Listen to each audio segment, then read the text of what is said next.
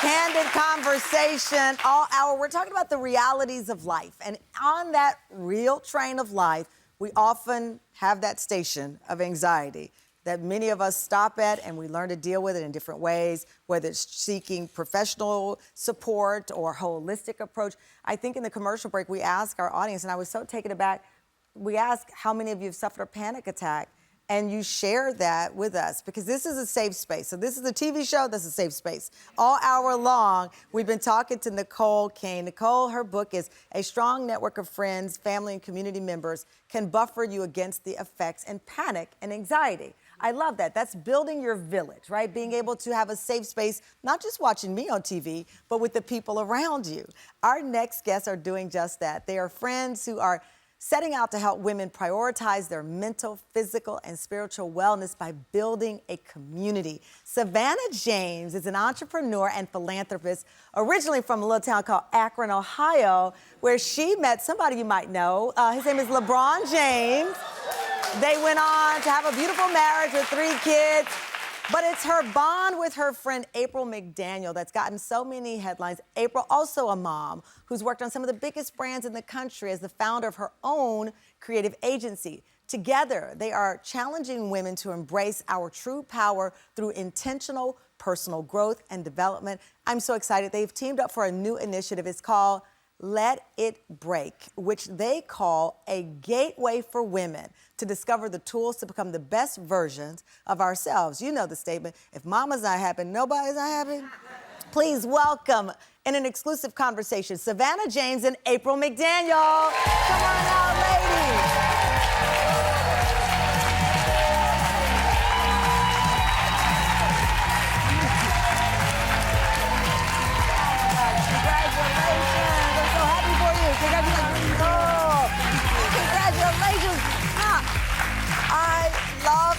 First of all, let it break.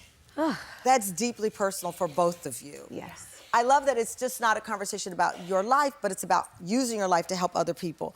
I read an interview, Savannah, and you said something to the effect of your glass not being full, feeling this emptiness. We've been there.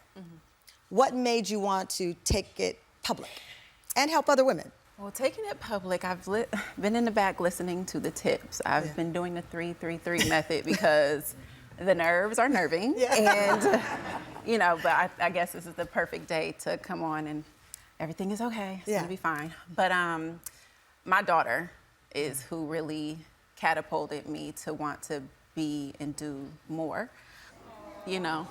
How old is she now? Girl. She's 10. And she came to you with this question. Yes. What did she ask you? Well, Or she told me what she said to you. I want to be just like you.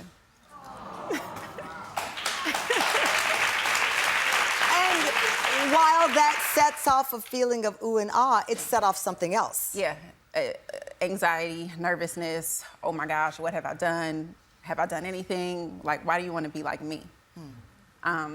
Because at that time, I didn't really feel like what I was doing was enough.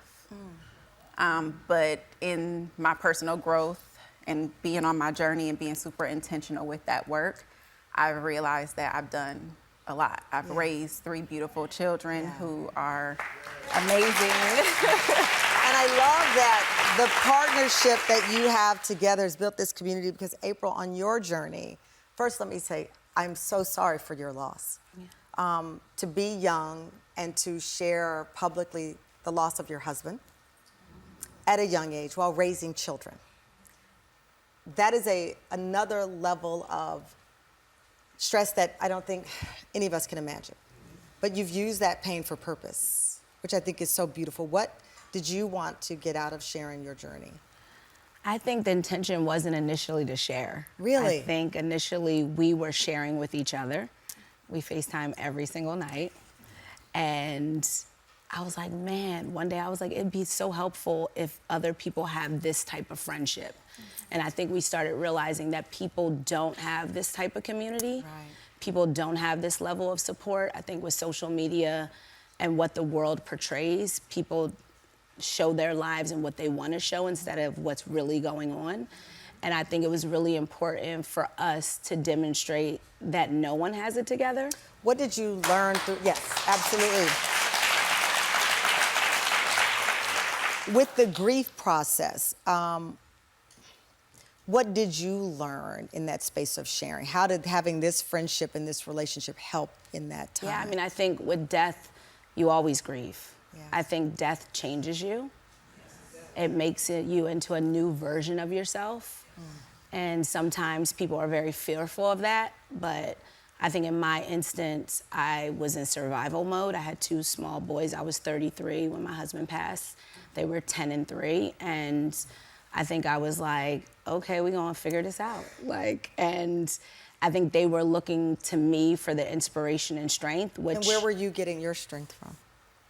I think just, there's an inner lion in me that exists that I can't even explain. Obviously I run a creative agency and I do all these things, and I just think I'm naturally innate strong. And I think I give a lot of strength to my friends. And I think that is why support system is key, because I think I've given Savannah strength and she's given me compassion. Oh.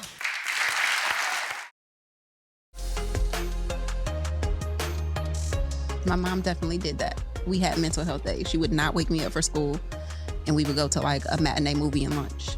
What? My mom would never. My mom would be like, did you get done your to-do list? Don't come out that room. My mom was not playing no games. I think that gave me anxiety about getting stuff done. Your to-do list is real. My to-do list is real. We're back with Savannah James and April McDaniel. Savannah, and I think it was Harper's Bazaar, you said, if I'm working from a glass half empty, I'm not good to anybody. Yeah. That, again, is a bold statement. I know we as parents, as women, as people, we recognize when we're feeling half empty, but sometimes it puts us in this fear box that Nicole talked about. It's like, wait a minute, how am I gonna feel it? Or what does this mean? And you spiral. How did you cope with that feeling? I think it was acknowledgement, knowing that sometimes I felt depleted and I wasn't being the best version of a mother of myself to, my husband, it was just hard to be fully present. Yeah. So I started to disappear. This was during COVID. My kids were good. He was good, somewhere doing something, and I would disappear into my bathroom. And I just take a bath or watch a makeup tutorial, which I love so much, or just take time for myself and doing something that I enjoy and that I felt like filled my cup up more than when I came in here. And now you both have transferred these individual experiences to other women. That's a big deal, because women supporting other women, that's transformational. So, because you could have kept it to a party of 2. You said bring everybody to the party. Why was that so important, April? And I don't know if it's for everybody. Oh. Because I feel like you have to want to grow. So for Let It Break, you have to want something more for yourself. You have to want personal development.